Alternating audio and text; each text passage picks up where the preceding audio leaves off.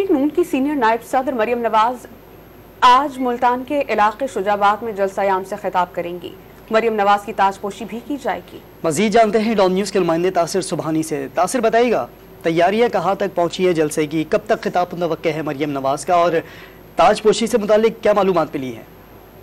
जी बिल्कुल अली, मैं आपको बताऊं कि मुस्लिम लीग नून का जो है वो आज जलसा मुल्तान की तहसील शुजाबाद में जो है वो हो रहा है, जिसके हवाले से तमाम तर तैयारियां जो है वो मुकम्मल है। स्टेज जो है वो तैयार कर लिया गया है और इस वक्त कारकुनों की बड़ी तादाद जो है वो भी, मैं आपको बताऊं कि जलसा गाह में उनकी आमद का सिलसिला जो है वो शुरू है। बड़ी तादाद में कारकुन जो है वो यहाँ पर पहुंच भी चुके हैं और बताया जा रहा है कि मरियम नवाज जो कि जलसे से खिताब करेंगी वो मुल्तान एयरपोर्ट पर अब से कुछ देर बाद जो है वो लैंड करेंगी और वहां से जो है वो खुसूसी स्पॉट के जरिए उनको जलसा गाह पहुंचाया जाएगा। दूसरी जानब मैं आपको बताऊं कि मुस्लिम लीग नून के कारकुनों ने जो है वो मरियम नवाज का भरपूर तरीके से इस्तेकबाल करने के लिए जो है वो मुख्तलिफ जगहों पर कैंप भी लगाए गए हैं। और उसके साथ साथ मैं आपको बताऊं कि मुल्तान के ताजर ने जो है वो मुस्लिम लीग नून की जो रहनुमा मरियम नवाज की ताजपोशी के लिए जो है वो सोने का एक जो है वो ताज तैयार करवाया गया है, जिसको जो जब मरियम नवाज जलसा गाह पहुंचेंगी तो ये जो ताज जो है वो मरियम नवाज को जो है वो पहनाया जाएगा।